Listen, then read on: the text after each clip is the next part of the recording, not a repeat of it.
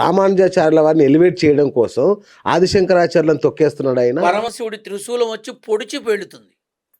శంకరాచార్యుల వారి జోలికొస్తే పరమశివుడి త్రిశూలం వస్తుంది. నేను చెప్తున్నా, ఒక చిన్న ఎగ్జాంపుల్ చెప్తా.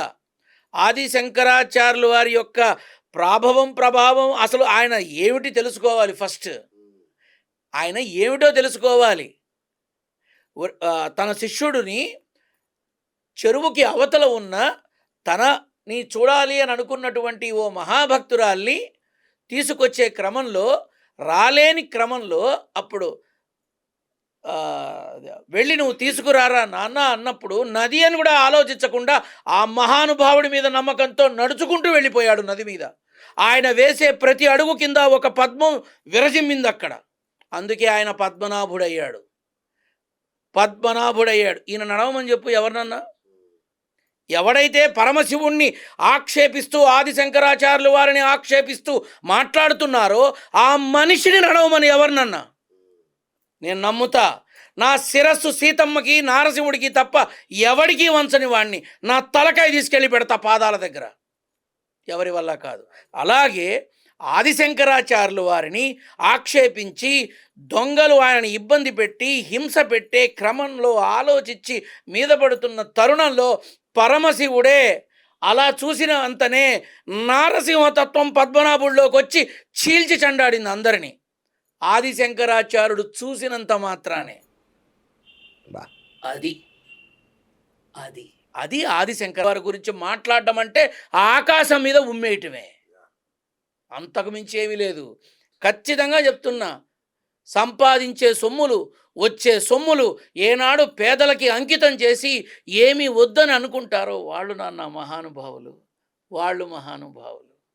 అపాయింట్మెంట్ల కోసం లక్షలు తీసుకునే వాళ్ళని నేను ఎలా ఆలోచిస్తాను.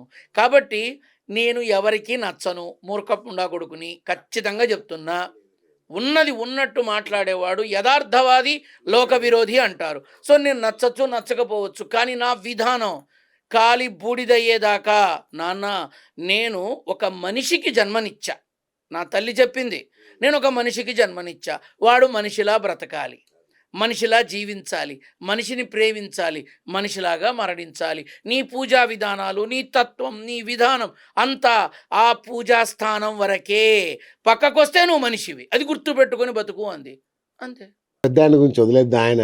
ఆయనే మరి ఎట్లా వివరణిస్తాడో చూడాలి. తొందరలో అన్ని వస్తాయి. ఎందుకంటే మీరెవరు అంటే పెద్దలు ఎవరు స్పందించట్లా. ఇప్పుడు మీరు బ్రహ్మాండంగా స్పందించారు. చాగంటి లాంటి వాళ్ళు మాట్లాడితే గానీ ఏమన్నా దీనికి ఏమన్నా చాగంటి కోటేశ్వరరావు గారు గౌరవనీయులు. పాపం ఆయన్ని కూడా కృష్ణుడి గురించి మాట్లాడినందుకు చాలా ఇబ్బంది పెట్టారు. గరికపాటి వారి గురించి నేను చెప్పక్కల్లా. ఆ జరిగిన వాటన్నిటికీ వీళ్ళకి ఏమైపోయిందంటే నోరా వీపుకు చేటు దేకే అన్న చందాన ఎందుకు మాట్లాడడం, ఎందుకు మొదలస్టు మాటలు అనిపించుకోవడం అని మౌనంగా ఉన్నారేమోనని నేను అనుకుంటున్నా. కానీ మేము హిందూ సనాతన సైనికులం, మేమిది అని మాట్లాడే కొంతమంది ఏమైపోయారు, ఎక్కడికి వెళ్ళారు? సాక్షాత్తు పరమశివుణ్ణే మాట్లాడుతుంటే సనాతన ధర్మం మిమ్మల్ని టోల్గేట్ వేసి ఆపిందా? వెళ్ళి అడగమని చెప్పలేదా? నన్ను పట్టుకొని వీడు ఒక సెక్యులర్ కుక్క, వీడికి ఏమీ తెలీదు అని నానా మాటలు అన్నారు, సునకానందం పొందారు, డన్, ఓకే.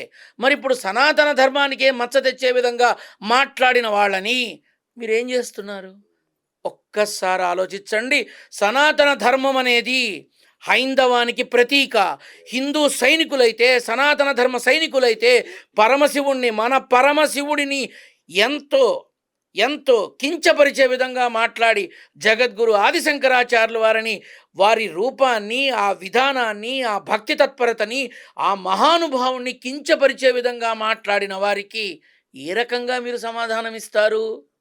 ఇది ఒక్కటే కాదు గురు, ఎన్ని మాటలు, అనేక రకాల మాటలు. సమ్మక్క సారక్క అయితే ఏంటి, మాంసాహారం తిన పందులు అంటాడు, ఏమేమో మాట్లాడతాడు. ఇప్పుడు నేను ఒక మధ్య నాకు ఒకటి చూపించారు, నేను ఇప్పుడు దాని గురించి ఒక్క మాట చెప్తా.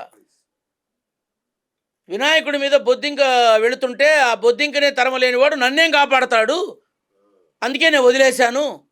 ఎంతవరకు ధర్మం? ఎంతవరకు ధర్మం? నువ్వు ఎవరిని మాట్లాడుతున్నావు? ఇవాళ నువ్వు చెట్టెక్కి కూర్చున్నంత మాత్రాన, అన్నీ నీకు సమకూర్చినంత మాత్రాన కర్మ వెంటాడుతుంది. నువ్వు ఏ కలుగులో ఉన్నా బయటికి తీసుకొచ్చి ఆ కర్మ నిన్ను తీసుకెళ్తుంది. ఇది మర్చిపో. భగవత్ స్వరూపాలని అనటమా? మరి ఇంకోటి అన్నాడు, రామలింగేశ్వర స్వామి కూడా అది రాముడు స్థాపించలేదు, రాముడికి శివుడికి సంబంధం లేదనేసాడు ఆయన. శివధనస్సు వంచిందే రాముడు. ఆ శివధనస్సు నా చాపల్యాన్ని ఎవరైతే ఎక్కుపెట్టి దాన్ని భంజిస్తారో వాళ్ళే నీ జీవితంలో భర్తగా వస్తారని సీతాదేవికి స్వప్నంలో కల్పించి చెప్పినటువంటి వాడు పరమశివుడు. ఆ పరమశివుడికి రాముడికి సంబంధం లేదా? నోట్లో డాషులు పెట్టుకున్నారా? ఇంకేమన్నా పెట్టుకున్నారా? నేను చెప్తున్నాను కదా, వాళ్ళకి జరుగుతున్నవన్నీ కూడా ముందు వెనక ఆలోచించకుండా మస్తిష్కంలో అక్కర్లేని ఆశలు కోరికలు ఎక్కువయ్యి ఈ రకమైన చండాలంతో వస్తుంది. రాజకీయ ప్రభావం ఏమైనా ఉందంటారా ఇందులో? ఖచ్చితంగా ఉంది, డెఫినెట్గా ఉంది. రేపు రానున్న ఎన్నికల్లో ముందు పెట్టి ఈయన చెప్పిన వాళ్ళకి బీజేపీ టికెట్ ఇవ్వాలని గ్యారంటీ ఏంటి? ఓకే, దానికోసం చేస్తున్న రిహార్సల్ అని ఎందుకు అనుకోకూడదు? So these are all things are nothing but selfish reasons. స్వార్థ ప్రయోజన లాభాపేక్ష కలిగినటువంటి అవసరాల కోసం, కోరికల కోసం, వ్యామోహాల కోసం చేస్తున్నటువంటి ఒక అంతర్మదన యుద్ధం ఇది. పరమశివుడి జోలికి వస్తే చెప్తున్నాను కదా నాన్న, ఆయన త్రినేత్రం తెరవక్కర్లా, కంటి రెప్ప కదిలిస్తే చాలు కాలి బూడిదవుతారు. ఏమో చూస్తామేమో, అది చూద్దాం గురుగారు. సో ఇక ఐహిక విషయాలకు వద్దాం. రైట్, రాజకీయ జ్యోతిష్యానికి పెట్టింది పేరు వేరు. సో తెలుగు రాష్ట్రాల పరిస్థితులు ఎట్లా ఉన్నాయో కొంచెం మనం చర్చించుకుందాం. ముఖ్యంగా ముందు ఆంధ్రప్రదేశ్ గురించి మాట్లాడదాం ఒక మాట. అక్కడ పాలన కంటే కూడా గొడవలు ఎక్కువ జరుగుతున్నాయి గురుగారు. ఏంటంటే శని ప్రభావం ఏమన్నా గట్టిగా ఉందా ఏంటి రాష్ట్రం? అందరూ శనిలో అయితే ప్రభావం ఎందుకు ఉండదు? అచ్చా, అంతేనా? శని ప్రభావం కన్నా అందరి శనులే అక్కడ ఉన్నారు, ఇంకా ప్రభావం ఎందుకు ఉండదు? నాన్న, నేను ఆల్రెడీ అన్నీ ముందే చెప్తూ ఉండడం నాకు అలవాటు. మీరు మాధ్యమాల్లో నావి చూస్తే నేను చెప్పేది నిజమా సొల్లా తెలుస్తుంది. నేను లేనిది చెప్పను, ఉన్నది దాచను. అవతల వైపు ఎవరుంటే నాకేంటి? మహా అయితే చంపుతారా, చంపేస్తారా, అంతకు మించి ఇంకేమన్నా చేయగలరా? చేయలేరు.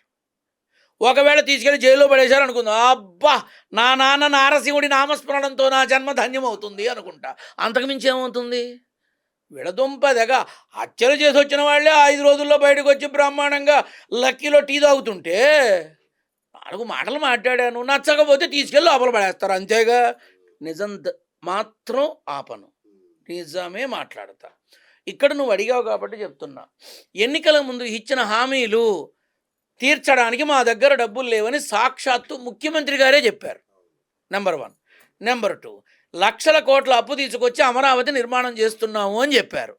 Number 3, second time land pulling కోసం ప్రయత్నాలు చేస్తుంటే అందరూ విముఖత చూపిస్తున్నారు.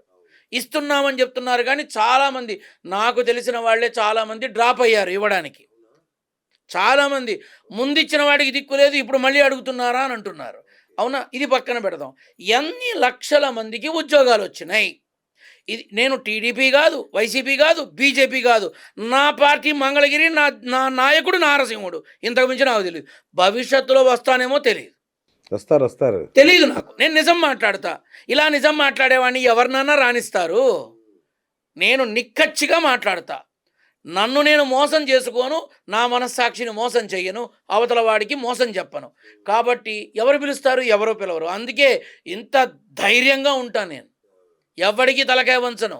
నా జీవితంలో నేను ఒక తప్పు చెయ్యాలి, తప్పదు అని అన్నప్పుడు కొన్ని కోట్ల సొమ్ముని చిటికతో వదులుకున్న నా ఉద్యోగాన్ని ఒక్క క్షణంలో కాగితంతో తీసవతల బారేశా. అది నా క్యారెక్టర్. అంత తేలిగ్గా ఎవడికి తలకాయ వంచను, నారసింహుడికి తప్ప. సో ఇప్పుడు ఈ రాష్ట్రంలో, ఆంధ్ర రాష్ట్రంలో పరిపాలన పక్కదోవ పట్టి రాజకీయ కక్షపూరిత తగాదాలు, రాజకీయపరమైనటువంటి గొడవలు, చివరికి రాజకీయపరమైన హత్యలకి దారి తీసే విధంగా సాగుతోంది.